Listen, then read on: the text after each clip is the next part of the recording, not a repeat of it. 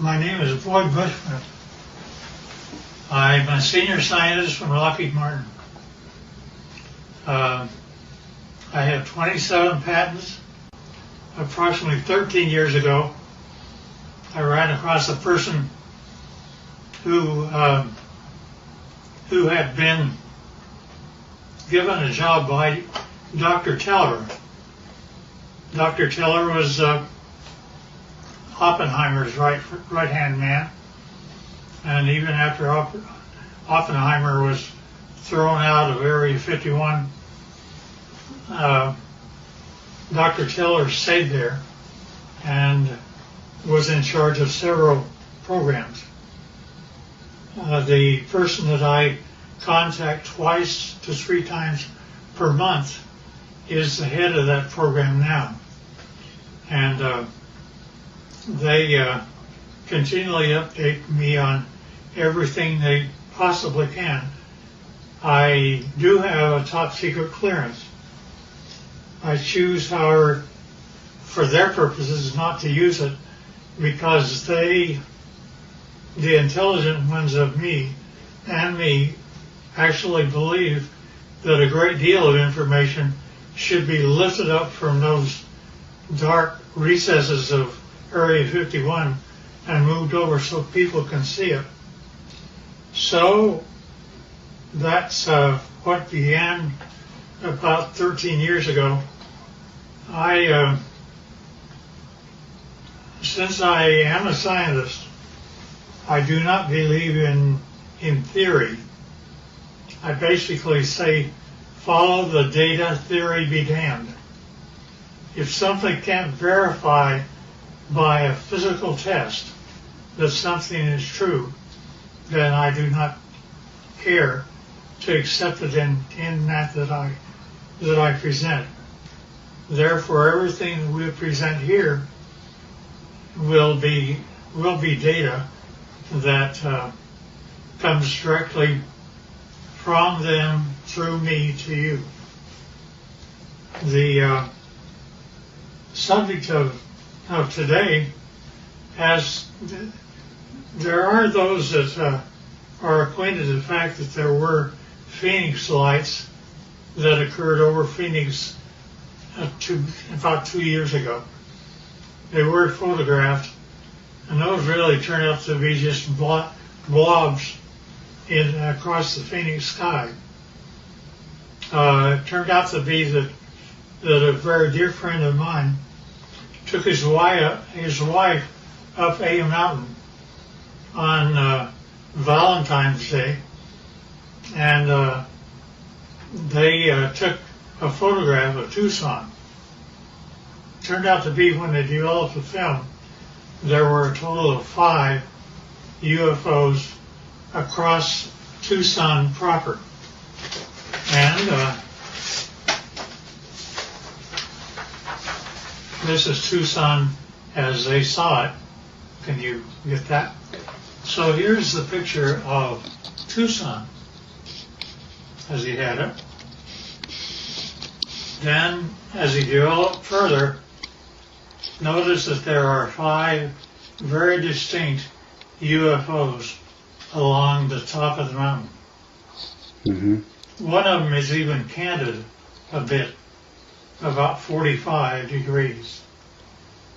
Now, the person that took the film said that he had a mothership underneath and one up high. This shows the high one. Mm-hmm. I don't know if I know that I can buy the ship. My name is Scott Faree. I live in Vail, Arizona. A friend of mine who manages a nonprofit in Tucson asked me to take some photos for him for his website. And he was looking for a sunrise picture of kind of the skyline of downtown Tucson. So I had gone out actually on Valentine's Day evening. I dragged my wife up to A Mountain so that I could go up there and just block out some shots, kind of plan the photos that I was ultimately going to take for that website. And so we got up on A Mountain just as the sun was setting. I set up my Canon 40D on a tripod, opened the shutter up fully. I really wasn't looking for picture quality. I was, like I said, I was looking to block out where I wanted to set the camera and the angles that I wanted to take. And so I started to click off some photos, and I had these set with a timer release on the shutter so I didn't get any camera vibration because it was, the sun was starting to set. We were running into fairly low light. And I took, I don't know, it was probably 6 or 8 pictures. I figured I'd had enough that I could take a look at tomorrow, take a look at the next day and decide what I liked. So we went out to dinner that night, went home the following day. I uploaded these photos onto my laptop, and I noticed some lights that I really didn't expect to see up above the Santa Catalina Mountains. And upon closer inspection, and as I really ran out the contrast in the photo, I ended up with something that I still can't explain to this day. This is the original photo, and these lights were showing up just over the top of the mountain. I took a second photo probably 5 or 6 seconds later, as long as it would have taken for me to reset the timer. And in fact, this group of lights was in a much more narrow band, and now about, well, I don't know, I can't really say distance-wise, but they'd moved quite a ways from where that original grouping had taken place. So I still have no explanation for the camera, or for the pictures. These images, these lights have not shown up in any other photos that I've taken. I'm at a loss as to what they might be, and certainly curious as to where those lights came from. They certainly are very, very similar images. Here's up and flying. Let me go through now on the ships. In order for me to believe it, I had to get blow-ups, and so here are 2 of them, which is blown up much higher. And I think I have one that, yeah, you can see the 45-degree candid UFO. Now see, the only reason that I bought everything that he said is because my people had been feeding me for 13 years pictures, not only pictures of just plain pictures, but I gave them assignments, being a senior scientist, and they got a picture of up close and personal. This is a UFO which is ready to take off, and it is very up close. And they inform me that there are 3 elements which the UFO is contained. One is telluride, the other is germanium, the other is palladium. I did not say a metal once. And not only that, but the things pick up and fly using anti-gravity. Now, that's one picture. Here's another picture. In this case, the UFO is not turned on, ready to fly. Therefore, it only shows on the upper part of it. And generally, it's white on the underside when power is applied. Here's also another of the same order. Now, these UFOs are 38 feet in diameter, and it was rather surprising to me, since I actually physically gave them my camera. They took this picture as a UFO was departing. Within one flick of my camera, they got 3 UFOs. That's real. And yeah, we don't know why either. Now also, when UFOs come in, they like we have a heads-up display for our pilots. They do too. This is what their pilots see in order to tell them how to come to Area 51 and land. And not only that, they can go to a vertical hole in a mountain over 51 and go down a shaft. They don't have wheels. They don't have anything like that. They take off by going up straight, and then not only that, but they travel extremely rapidly.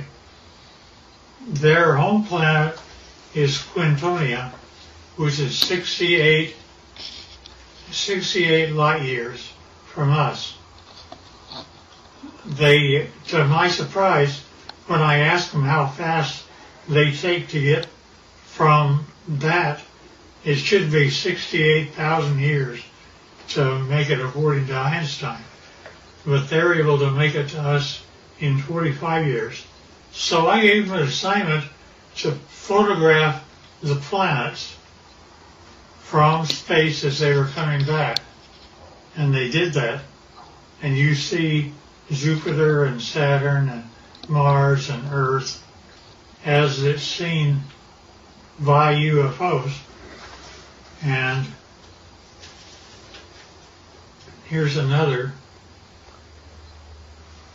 Now, we aren't going through motherships or anything like that.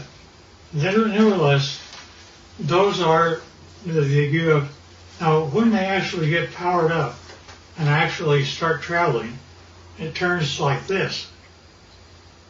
You do not hear sound. They're up. They travel like that. They look like that, and they travel extremely rapidly. Now, the question is who are they?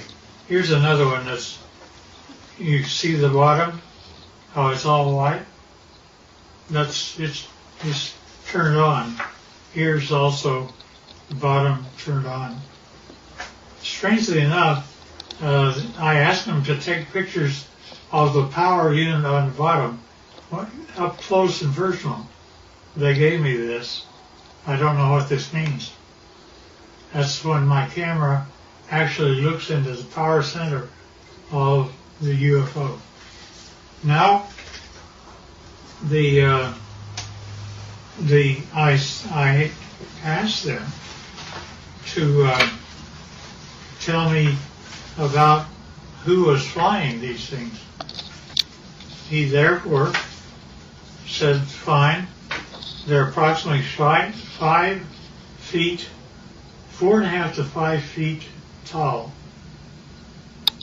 They had one or two of them around it that were 230 years old, and we have a total of at least 18 that exist and operate with our facility as Teller set it up. Now notice the eyes are different, nose are different, but they do have 5 fingers, 5 toes, 2 eyes, and rather strangely enough, I asked him how they communicate. He says, well, it's like this, Ward. You all of a sudden have a question in your mind. You walk into a room with one of them, and all of a sudden you find yourself giving the answer to your question in your own voice. They're able to use your own voice by telepathy to talk to you. And I said, fine. Now that's how they look front. But when you turn around and look at the back, it's like that. Now notice that they have 3 backbones. They're actually cartilage. Nevertheless, it's a much more efficient system as ours. They also have 3 ribs in their system rather than more. This is also the back side of an alien. Here's a 45-degree look.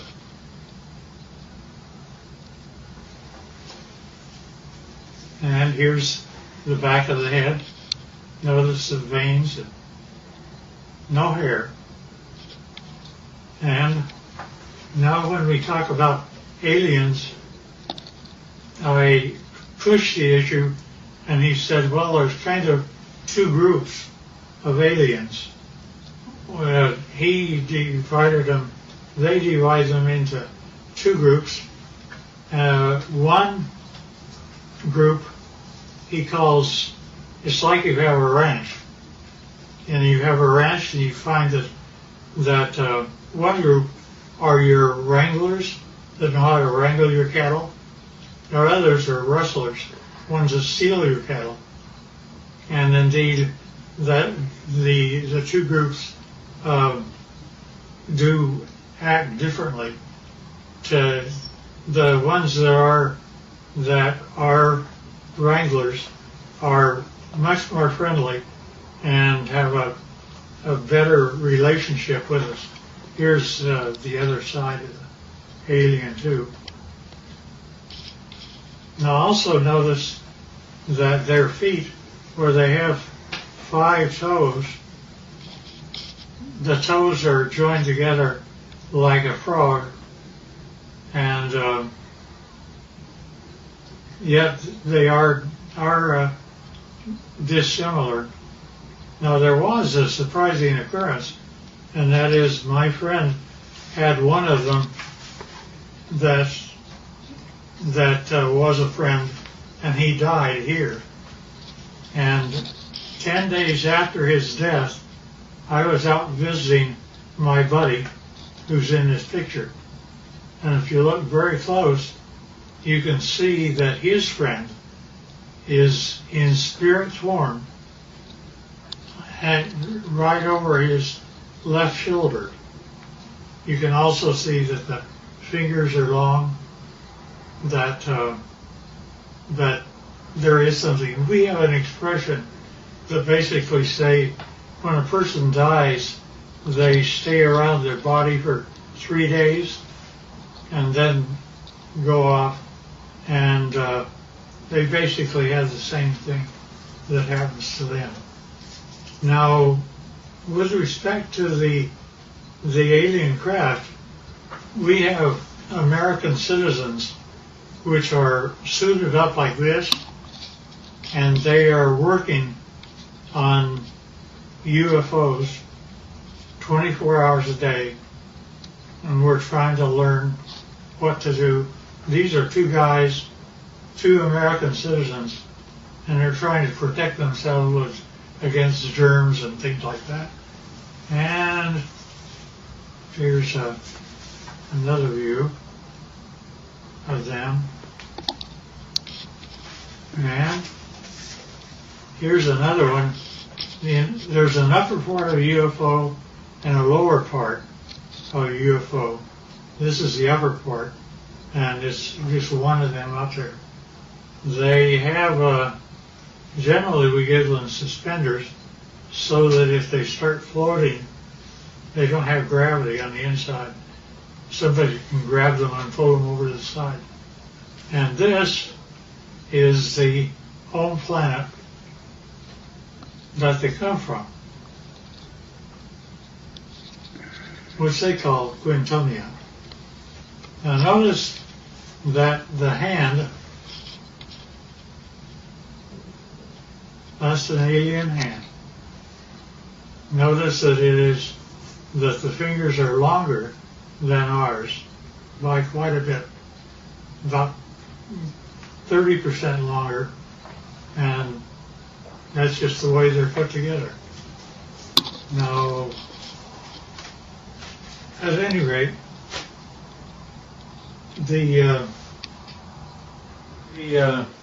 this process that introduced me directly or indirectly to Dr. Teller's work with a group that still is in charge of Area 51 and equivalent, turned out to be a doctor, very, very fine gentleman. And I was carrying on a conversation with him. He saw how the subject was going, so he simply said, well, you need to know what I did one day. And I said, okay. He said, I was in the process of doctoring a pilot who was a test pilot, a Navy test pilot for the United States government. And it was 1947. said he began, I don't know if it's a drug I had him on or what was occurring, but he basically told me that the radar group, had found a blip out over New Mexico, and that they would like to assign me to go out and check it out. So he said, fine, I'll do that. And he got the fastest airplane that existed then, which was propeller at the time. And it was fully armed and all the rest of those things. Nevertheless, he was out flying, and he found the item, and he immediately communicated back, and he said, I wish authority, first of all, I want you to tell me, are there any other airplanes flying? Are there commercial or anything else around other than he and I? Said, just the two of you. And he said, fine. Second thing I want to know is, do I have authority to shoot it down? I said, why do you want authority to shoot it down? He says, because I am flying the fastest thing that the United States can make, and he's beginning to leave me. Therefore, I know he's either a friend or an enemy, and if he's leaving me, he's an enemy. Therefore, I wish authority to shoot it down. The commander said, fine. He granted him authority. He pulled in. He shot him down. He came down. He flew past and saw that there was a road on the one side of a fence area. He came down and landed his airplane. Hard to do, but he did. And then he cut across the fence. One of them, the door was open. One of them was out walking around. But he didn't care about that. He cared about what the vehicle was. So he went over, and rather strangely enough, when he ducked down, because they were only 5 feet high, he saw that he could see through the walls. Not only that, but as he stepped in, the floor was spongy. He looked at the three that were there, and they were dead. He knew they were. He'd killed them. But he also knew that the military would come, and he had put up with those guys for a long time. So he went back across the barbed wire fence, got in his airplane, and took off. Therefore, he was never briefed out at all. And he didn't give my friend authority to allow me to know what his name was. I know, but I won't reveal it. Both of them should have been gone for a long time. Nevertheless, so when I got up with my contacts in Area 51, I brought up that story, and they said, well, that's totally true, but we can't say it, you can. And that's how they've kept me all this time, is I can talk about it, but they can't. I do, because of some very good reasons, keep things within control, but I don't want us to fall behind the Russians and Chinese. And the problem I have is that Area 51 is working with both the Russians and Chinese right now. And trying to make UFOs, they have, there's been a total of 39 United States citizens that have lost their lives trying to reverse engineer UFOs. And it's Well, the last one I heard of was a year and a half ago, where we lost 19 lives in one test. They actually wanted to bring various flying craft near the UFO, and the UFO defended itself, and 19 of our people died. Now, they kept giving me things rather than, they would give me pieces of UFOs, and I would come to my laboratories. I had the laboratories of Lockheed and every place else, so I would do that, but I would get pieces of UFOs. For example, I have 3 little pieces of UFOs down underneath the thing that looks like a quartz crystal. Notice that that is my hand, and it is giving weight. It says that it weighs 100 grams. Now, without those 3 items, when I take the UFO material away, notice that the 3 UFO items are gone. But also notice that the weight of the crystal is now 650 grams. The implication here is that if I were to take the pieces of UFO and put them underneath an average man's scale, he would weigh 45 pounds. Basically, they're working in anti-gravity, and therefore our effort is anti-gravity. Now, not only that, but we take these same pieces of items, and I go to a standard voltmeter, and notice that in my voltmeter I am getting a total voltage of 249 volts out of one piece of UFO. Not only that, but the team took a piece of UFO and connected it up like this and was able to have a complete laboratory operate for 6 months with heavy equipment. And it goes all the way up to 12 amperes. And since you didn't really get this before, here's the foot with the toes joined together. And this is a better view of the same.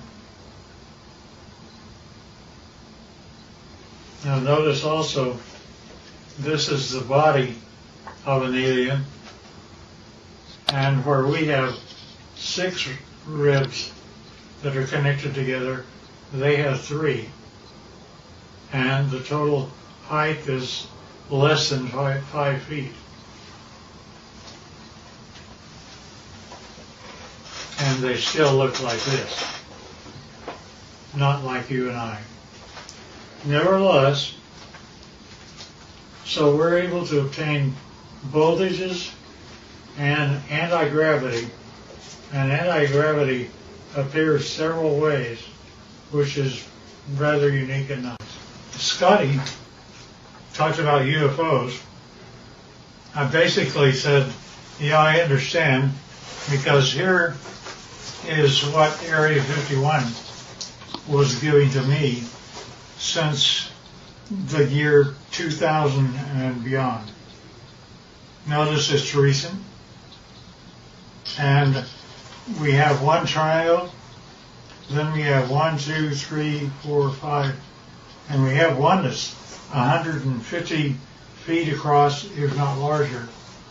And each one of these are separate documentation of UFOs that were photographed and taken across the world from 2000 the year 2004. Now, when you actually get what that all means, is a UFO, when it's white and on the underneath side, is ready to fly like that. And it's anti-gravity, that's the reason you don't hear anything. But when it's just parked means just floating in air. It could be above your house, like this, and this. This turns out to be the heads-up display that the aliens see of how to go to Area 51 and store their craft. Nevertheless, this is what the craft look like. That's how they change power.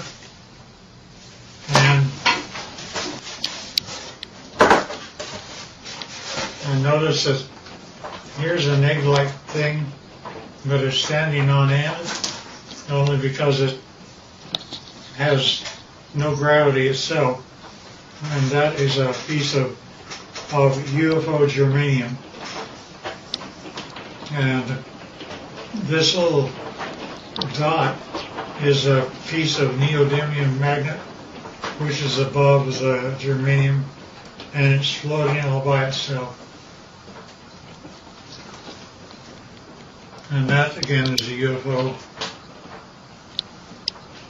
And we don't know why, but the crystal appears to be colored rose, and we can't figure out why yet. There's a whole batch of analysis that we're having to do. Alien, side view, front view, top view, line.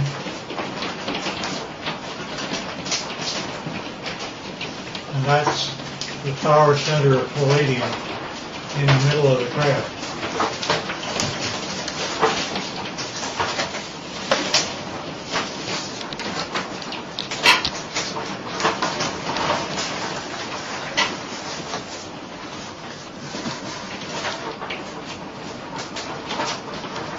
In case I missed anything.